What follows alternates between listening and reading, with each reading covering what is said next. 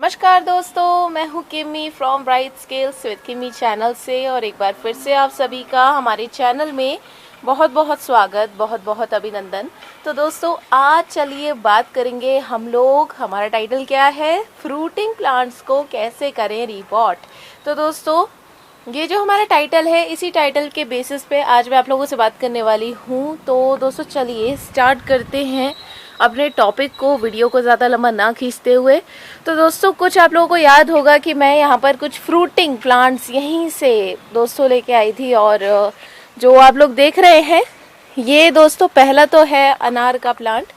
ये देखिए कितना ज़्यादा दोस्तों, सबसे बड़ी बात तो मुझे इसमें सबसे ज़्यादा क्यूट चीज़ लग रही है कि छोटे छोटे से अनार आ रहे हैं ये। और फिर दोस्तों है हमारा चीकू का प्लांट, ये जो आप पीछे देख रहे हैं चीकू। और दोस्तों फिर है हमारा, आप एक फल जानते होंगे, यहाँ पर प्लेन एरियाज में तो सभी लोग जानते होंगे, आड़ू का फल, आड़ू का प्लांट। और दोस्तों एक यहाँ पर एक छोटा सा, ये जो आप देख रहे हैं ये मैंगो ट्री है। तो दोस्तों इस तरह से हम लोगों ने ये 4 प्लांट्स रिपोर्ट किए हैं अपनी टेरेस पर। तो दोस्तों मैंगो का तो ऐसा है, मैंगो ट्री को क्या है कि आम्रपाली का प्लांट है। तो आम्रपाली प्लांट को जितनी फैलने की जड़ें मिलती हैं उतना ही दोस्तों उसी में वो अपना फल फूल देना स्टार्ट कर देता है। तो एक तरह से समझिए आम्रपाली प्लांट सभी आम के पेड़ों में डॉर्फ वैरायटी का काम कर देती है हमारा। तो दोस्तों वैसे तो मैंने काफ़ी ही छोटा प्लांटर दे रखा है, अभी तो इसमें कुछ नहीं होगा, लेकिन इनको सोचा मैंने इसको थोड़ा बड़ा कर लिया जाए पहले। क्या होता है कभी कभी ओवर न्यूट्रिशन के चलते भी हमारा जो प्लांट है वो दोस्तों खराब हो जाता है।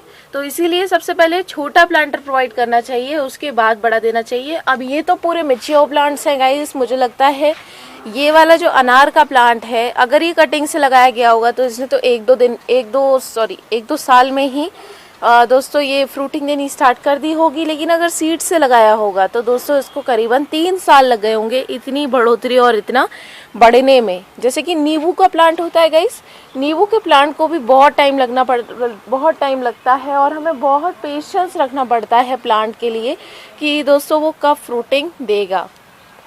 सो सेम एज ऐसे ही बाकी के फ्रूटिंग प्लांट्स होते हैं, ऐसे ही दोस्तों ये चीकू के प्लांट्स हैं। देखते हैं ये नेक्स्ट ईयर, मुझे अनार पे तो पूरा विश्वास है क्योंकि इसमें छोटे छोटे से ये आ भी रहे हैं कि ये मुझे नेक्स्ट ईयर आराम से फ्रूटिंग देगा।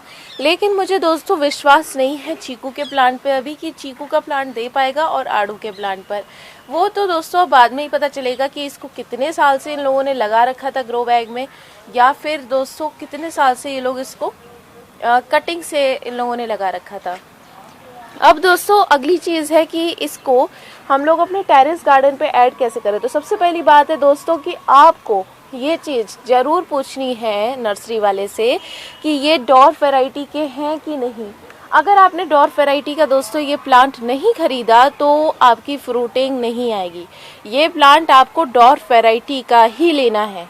अगर डॉर्फ नहीं लेंगे तो दोस्तों इसकी कम से कम 4 फीट की हाइट तक और 5 फीट की हाइट तक फ्रूटिंग आएगी, और अगर डॉर्फ वैरायटी का लेते हैं तो इसमें 2 फीट की हाइट तक भी दोस्तों फ्रूटिंग और फ्लावरिंग आ जाती है। अब नेक्स्टली बात कर लेते हैं दोस्तों इसके सॉइल मिक्सचर की। क्योंकि ये एक फ्रूट प्लांट है तो लोग सोचेंगे कि इसको डायरेक्ट हम लोग दोस्तों विदाउट सैंड लगा सकते हैं। ऐसा बिल्कुल नहीं है दोस्तों। जैसे कि एक नॉर्मल प्लांट होता है वो भी दोस्तों आपने कभी पता नहीं ध्यान दिया है या नहीं दिया है, कभी कोई प्लांट स्पेंड हो जाए और आप उसे ना हटाएं तो उसमें सीड पॉट जरूर बनता है, क्योंकि ये एक बेसिक प्लांट साइकिल है। हर फ्लावर के बाद उसमें फ्रूट जरूर आता है। एक्चुअली हम लोग उसको नॉर्मली सीड पॉट कहते हैं। तो इसमें भी ये जो फ्रूटिंग प्लांट होते हैं जिन्हें हम फ्रूट्स को खाते हैं, ये भी एक तरह का सीड पॉट ही है जो फ्लावरिंग के बाद हमें सीड का पॉट देता है। अनार के जो बीज होते हैं एक्चुअली वो एक्चुअल सीड्स होते हैं अनार के प्लांट को ग्रो करने के लिए। तो दोस्तों वही चीज़ है कि आप लोगों को इसके लिए भी बहुत ही वेल ड्रेन सॉइल, दोस्तों वेल ड्रेन मिक्सचर आप लोगों को देना है। आपको याद होगा कि इस वाले टब में मैंने आपको वो सॉइल मिक्सचर दिखाया था, और अभी भी वो सॉइल मिक्सचर इसके अंदर यहाँ रखा हुआ है। ये सॉइल मिक्सचर दोस्तों एक्चुअली ये बिल्कुल न्यू सॉइल मिक्सचर समझ लीजिए, बिल्कुल न्यू मिट्टी का। ये वेल गार्डन सॉइल पुरानी बनी हुई नहीं है। ये दोस्तों बिल्कुल फ्रेश सॉइल मैंने फ्रूट के प्लांट्स के लिए ली थी। और दोस्तों ये काली मिट्टी थी, और काली मिट्टी के साथ दोस्तों इसमें दोस्तों वो खाद थी गोबर की, तो गोबर खाद भी बराबर मात्रा में, दोनों 50-50% आप लोग समझ लीजिए। तो 50-50% दोनों को लिया। एंड गाइज उसके बाद हम लोगों ने इसमें बेसिकली सैंड ली गाइस, नॉर्मल कंस्ट्रक्शंस में इस्तेमाल होने वाली। इसमें आप रिवर सैंड ना लें तो कोई दिक्कत नहीं है। रिवर सैंड और नॉर्मल सैंड में दोस्तों एक छोटा सा अंतर होता है, वो ये होता है दोस्तों कि जो नॉर्मल सैंड कंस्ट्रक्शंस में यूज़ होती है वो जम जाती है, थोड़ी सी जमने लगती है, उसकी आपको बार बार गुड़ाई करनी होगी। और रिवर सैंड दोस्तों इतनी आसानी से नहीं जमती। अब मैं आप लोगों को थोड़ा सा अगर दिखा पाऊँ यहीं से, तो दोस्तों आप लोगों को थोड़ी सी रिवर सैंड मैं दिखाती हूँ। यहाँ पर बहती हुई रिवर सैंड आई थी दोस्तों, क्योंकि यहाँ पर थोड़ा सा बारिशों के टाइम में थोड़ी सी बहती हुई आ जाती है। पता नहीं मुझे आप लोगों को दिख रही है कि नहीं। वो पीछे जो आप वाइट कलर का ये देख रहे हैं, ये जो पोर्शन है वाइट कलर का, इधर ये रिवर सैंड है। इस रिवर सैंड को मैं छान छान के बार बार दोस्तों इसमें पौधों में यूज़ कर लेती हूँ। रिवर सैंड यानी कि पानी के साथ बही हुई जो सैंड आती है साथ में, वो सैंड। लेकिन उसको थोड़ा आप लोगों को दोस्तों छानना पड़ेगा। आपको पहले छानना होगा, जो पार्टिकल्स निकलेंगे वही यूज़ कीजिए। पत्थरों को इस्तेमाल नहीं करना है, पत्थर आपकी सॉइल को और ज़्यादा जमाएंगे। तो दोस्तों इसी तरह से आप लोगों को सैंड लेनी है, लेकिन इसमें आप लोग नॉर्मल कंस्ट्रक्शंस में यूज़ होने वाली सैंड ले सकते हैं। बस दोस्तों करना क्या है, अपने प्लांट की हर 20 दिन में, हर 15 दिन में गुड़ाई ज़रूर करनी है।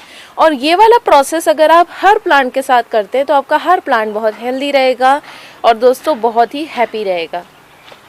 कुछ दोस्त मुझसे ये भी पूछते हैं कि हम लोगों ने बिल्कुल आप ही की तरह दोस्तों लगाया प्लांट को और उसी सॉइल मिक्सचर में लगाया, बट तभी भी प्लांट अच्छी तरह से मूव ऑन नहीं कर पाया, चल नहीं पाया। एक्चुअली गाइस होता क्या है कि आपने अच्छी सॉइल प्रोवाइड कर दी, अच्छा न्यूट्रिशन दे दिया और एक ही बार में प्लांट को लगा हुआ छोड़ दिया और उसमें आप डालते रहे पानी। एक्चुअली गाइस आप लोगों को उसका बिल्कुल ऐसे ध्यान रखना है जैसे कि एक बच्चे की केयर होती है। एक छोटा बच्चा जैसे कि आप लोग केयर कर रहे हो, इस तरह से आप लोगों को इस प्लांट की, किसी भी प्लांट की केयर करनी होती है। आप एक बार प्लांट को लगाएंगे, ट्रांसप्लांट करेंगे, उसके बाद ऐसा नहीं है कि वो सॉइल उसको प्रॉपर न्यूट्रिशन देती रहेगी, ऐसा बिल्कुल नहीं है।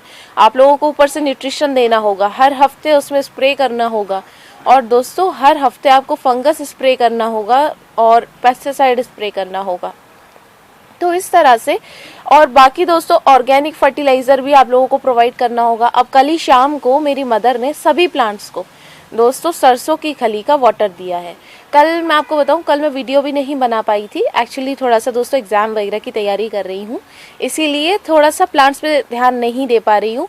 बट हमारे घर में क्योंकि 2 गार्डनर हैं तो इस चीज़ का एडवांटेज है, कभी जब मम्मी नहीं होती हैं तो इनकी केयर मेरे हाथों में आ जाती है और जब कभी मैं नहीं होती हूँ तो फिर दोस्तों मम्मी के हाथों में आ जाती है। तो केयर नहीं रुकती, हमारे घर में सबसे अच्छी चीज़ है कि केयर नहीं रुकती। और जब हम दोनों साथ में होते हैं तो फिर तो दोस्तों हम लोग काम को उड़ा देते हैं और एक साथ ही सारे काम को करते हैं। सो गाइस इस तरह से हम लोग केयर करते हैं। बाकी गाइस मैं आप लोगों को बताऊं कि इसमें वाटरिंग बहुत ही ध्यान से करनी है। जैसे कि आप लोग देख रहे हैं मैंने इनको ग्रो बैग दिए हैं, ग्रो बैग दें तो बेटर है। एक्चुअली ग्रो बैग में इतनी हैवी और बढ़िया सॉइल मिलती है दोस्तों। दूसरी बात, अगर आप प्लास्टिक के गमले में लगा रहे हैं तो दोस्तों इसकी एक बाउंड्री है, ये प्लांट इस बाउंड्री से बाहर निकल के जड़ों को नहीं निकाल पाएगा और आपको नहीं बता पाएगा कि अंदर रूट बाउंड हो गया है। लेकिन ग्रो बैग में इतनी अच्छी फैसिलिटी होती है गाइस कि ये हमें ग्रो बैग जो होते हैं वो रूट बाउंड बता देते हैं। ये जो ग्रो बैग है ये धीमे धीमे करके फटने लगेगा और दोस्तों ये जड़ों को बाहर निकाल देगा ऑटोमेटिकली। सो सबसे अच्छी चीज़ ये है कि आपको ये चीज़ पता चल जाएगी कि अब प्लांट का रूट बाउंड हो गया है और अब इसका जो समय है वो दोस्तों रीपॉटिंग का आ चुका है। सबसे पहला एडवांटेज तो ग्रो बैग में ये होता है। दूसरी बात, जड़ें पैक नहीं होती। अगर आप गमले की बात करें तो जड़ें इसमें पैक रहेंगी, अपने मन मुताबिक कहीं नहीं जा पाएंगी। बट ग्रो बैग इतनी ज्यादा दोस्तों, क्योंकि ये पॉलीथीन टाइप की है, अगर आप एक पॉलीथीन में पानी को गिराएंगे तो पानी को कंट्रोल करना मुश्किल हो जाएगा। पानी इधर उधर जाता रहेगा जाता रहेगा जाता रहेगा और बिल्कुल भी दोस्तों अपने हिसाब से मूवमेंट करेगा। वैसे ही ये प्लांट अपनी जड़ों का मूवमेंट अपने हिसाब से करेगा। यहाँ गमले में क्या स्थिति होती है, गमले में इसको एक बाउंड्री मिल जाती है जिसमें ये अपने मुताबिक मूव नहीं कर पाता और प्लांट पे उसका असर आता है। ग्रो बैग में क्या होता है, ग्रो बैग में ये भी एक एडवांटेज है कि आप लोगों का प्लांट अपनी तरह से मूवमेंट कर पाता है, जैसा वो चाहता है वैसा अपना मूवमेंट कर पाता है। आपने देखा होगा ग्रो बैग का, जैसे कि अभी इस तरह से शेप हुई है, तो कभी ऐसा भी होगा कि ये शेप इस तरह से हो जाएगी, तो वो प्लांट का अपना मूवमेंट होता है अपने हिसाब से। चलिए अगली बात करते हैं दोस्तों कि ग्रो बैग में वाटरिंग सिस्टम बहुत अच्छा रहता है। जैसे कि अगर हम लोग गमले की बात करें तो गमले में 1% ऐसा हो सकता है या 2% ऐसा हो सकता है कि हम लोगों का जो अंदर दोस्तों ड्रेनेज होल है, जो सुराख है, जो होल है, वो दोस्तों ब्लॉक हो जाए। लेकिन ग्रो बैग में क्या होता है, ग्रो बैग में कभी भी आपका जो दोस्तों पहले तो होता नहीं है, बिल्कुल भी ऐसा कभी नहीं होता कि इसके अंदर कोई भी सुराख या होल बिल्कुल जकड़ जाए या दोस्तों ब्लॉक हो जाए। और अगर कभी हो भी जाता है तो आपके पास एक ऐसी दोस्तों एक क्या कहना चाहिए, एक सुविधा होती है कि आप इसको यहाँ से थोड़ा सा काट सकते हैं, इस साइडों से यहाँ से काट सकते हैं, तो आपका वाटर ड्रेनेज होल एकदम से बन जाएगा और आपका प्लांट एकदम से ड्रेन आउट करने लगेगा वाटर को। तो दोस्तों यही कुछ चीज़ें हैं जो एडवांटेज देती है हमें ग्रो बैग में, बट हमें गमले में वो एडवांटेजेस नहीं मिलते। इसका एडवांटेज और भी है, ये दोस्तों आपको सस्ते पड़ते हैं या आपको महंगे पड़ते हैं। इसमें मिट्टी ज़्यादा आती है, उनमें मिट्टी कम आती है। इसमें मिट्टी अगर ज़्यादा आएगी तो आपका प्लांट ग्रोथ ज़्यादा करेगा, रिपोर्टिंग का टाइम लेट आएगा। और दोस्तों अगर आप इसे टेरेस पर रख रहे हैं तो टेरेस पे रखने में आप लोग क्या कर सकते हैं, ये काम मैं भी करती हूँ। टेरेस पे रखने में जो भी प्लांट्स की डेली सूखी सूखी पत्तियाँ निकलती हैं वो दोस्तों गिर तो जाती होंगी ज़मीन पे, उनकी झाड़ू लगाकर उनको बिल्कुल पत्तियों को साइड में करिए और उनको कलेक्ट करते जाइए एक डब्बे में। कलेक्ट करते करते 2-3 दिनों में ही आपका जो डब्बा है वो आधे से ज़्यादा भर जाएगा, अगर आपके प्लांट ज़्यादा है। नेक्स्टली गाइस क्या होगा, उन पत्तियों को इन्हीं गमलों में इन्हीं ग्रो बैग्स में इतना ये हाफ भर दीजिए। ऊपर से इतनी सॉइल डाल दीजिए और उसमें प्लांट लगा दीजिए। नीचे कंपोस्ट बनती रहेगी, ऊपर प्लांट लग जाएगा। इतनी जल्दी तो रूट बाउंड नहीं हुआ जा रहा। जैसे जैसे नीचे कंपोस्ट बनेगी सॉइल का लेवल डाउन होता चला जाएगा, नीचे से उसे पूरा न्यूट्रिशन मिलेगा। प्लांट को खाद देने की जरूरत बिल्कुल नहीं है और ऊपर से सॉइल को और ऐड कर दीजिए। ये भी दोस्तों बहुत ही बढ़िया टेक्निक मेरी है और ये ग्रो बैग दोस्तों इतना हल्का है कि मैं इसे एक हाथ से भी हिला सकती हूँ। सॉरी प्लांट, डिस्टर्ब कर दिया मैंने। सो गाइस इस तरह से आप लोगों को ये जो चीज़ें हैं, मतलब ये जो प्रक्रिया है अपने प्लांट पे, इस तरह से सबसे बड़ी बात फ्रूटिंग के लिए, तो ये सब चीज़ें अगर आप अपनाते हैं तो आपका पूरी जो गार्डन है, पूरे गार्डन को आप फ्रूटिंग भी बना सकते हैं और पूरे गार्डन को आप फ्लावरिंग भी बना सकते हैं। आप मिक्सअप भी कर सकते हैं, आप इसमें वेजिटेबल भी जोड़ सकते हैं। पूरी फार्मिंग आप अपनी छत पे कर सकते हैं। सो गाइस इस तरह से आप लोग अपने आप छत पे कुछ भी कर सकते हैं। सबसे बड़ी एडवांटेज क्या आ गया है, सबसे बड़ा एडवांटेज आ गया है dark variety plants. Dark variety plants अगर आप लेके आते हैं तो बहुत ही बढ़िया रहता है। अब फ्रूटिंग प्लांट्स जितने भी होते हैं सबकी अलग अलग जानकारी ले लीजिए। वैसे ज़्यादातर फ्रूटिंग प्लांट्स फुल सनलाइट में रहते हैं, क्योंकि फ्रूटिंग के लिए बेसिकली फोटोसिंथेसिस का बहुत ज़्यादा होना बहुत इंपॉर्टेंट होता है। लेकिन वहीं कुछ ऐसे प्लांट्स भी होते हैं जो वाटर वाले होते हैं, जैसे कि सिंगाड़े का प्लांट भी मैं सोच रही हूँ एक आध लाने की दोस्तों, क्योंकि मेरे जो सिंगाड़े मैंने लगाए थे वो गाइस थोड़े से न्यू थे। मतलब अगर हम लोग एंडिंग टाइम में जो सिंगाड़े लेके आएंगे ना, जो बहुत हार्ड से हो जाते हैं, तो दोस्तों वो प्रोपगेट अच्छे होंगे और ये वाले जो होंगे ये प्रोपगेट नहीं हो पाएंगे। मेरा इसलिए प्रोपगेट नहीं हो पाया मैंने, क्योंकि एक्सपेरिमेंट के बीच में ही अपने जो लिली प्लांट्स थे उनका सबका वाटर निकाल दिया गाइस। और वाटर निकालने से क्या हुआ, मैं भूल गई कि मैंने मिट्टी में वो सिंगाड़े भी दबा रखे हैं। अब क्या हुआ, वाटर निकालने से वो खराब हो गए और मुझे उन्हें फेंकना पड़ा। सो मुझे बिल्कुल याद नहीं रही कि मैंने उस पर सिंगाड़े भी लगा रखे हैं। हो सकता है वो हो जाते, लेकिन मेरे ख्याल से जब एंड सीजन हो सिंगाड़े का, जैसे कि अभी चल रहा है और ज़्यादा जनवरी में और ज़्यादा हो जाएगा, तो दोस्तों वो वाले सिंगाड़े अगर आप लेके आते हैं बड़े बड़े हैवी, तो उससे बहुत अच्छा प्लांट हो जाएगा। खैर हम उस बारे में बात नहीं कर रहे हैं। तो दोस्तों इस तरीके से क्या होता है, सिंगाड़े अपना अलग प्लांट होता है। सिंगाड़ा जो होता है बिल्कुल छाया के स्थान में, पानी के स्थान में होता है। सो अलग अलग प्लांट्स की वैसे जानकारी है, लेकिन ज़्यादातर प्लांट्स को फुल सनलाइट में ही रखना पड़ता है। सो गाइस इस तरह से कुछ आप लोगों का, ये देखिए इस तरह से कुछ प्लांट्स ही लग चुके हैं। फुल सनलाइट में मैंने रख दिए क्योंकि चारों प्लांट्स ही फुल सनलाइट के प्लांट्स हैं। यहाँ पर दोस्तों एक ब्लीडिंग हार्ट का प्लांट भी लगा दिया। ये एक सेमी बेल है ब्लीडिंग हार्ट की।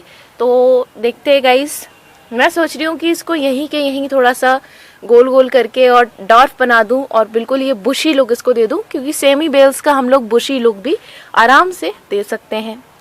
ऐसे ही दोस्तों अपराजिता बेल होती है, उसको भी हम लोग बुशी लुक दे सकते हैं। सो गाइज आई होप आज का वीडियो में मैंने ज़्यादा ही बात कर दी, कुछ 15 मिनट का दोस्तों मैंने वीडियो कर दिया। I am really sorry for that. Actually पूरी बात बताने में क्या होता है 15 मिनट्स का बन जाता है वीडियो, और ऊपर से इधर उधर की जब सारी बातों को मैं पूरा कवर अप करती हूँ तो दोस्तों वीडियो थोड़ा सा लेंथी हो जाता है। सो गाइज मिलते हैं नेक्स्ट वीडियो में। Bye guys. और इनमें वाटरिंग बेहद ध्यान से करनी है, ये मैं आपको बताना भूल गई। और फ्रूटिंग प्लांट्स में स्प्रे वगैरह बहुत ही टाइमली करना चाहिए, क्योंकि इस फ्रूटिंग प्लांट्स में सबसे ज़्यादा कीड़े लगते हैं। बाय गाइज, मिलती हूँ नेक्स्ट वीडियो में। Bye bye.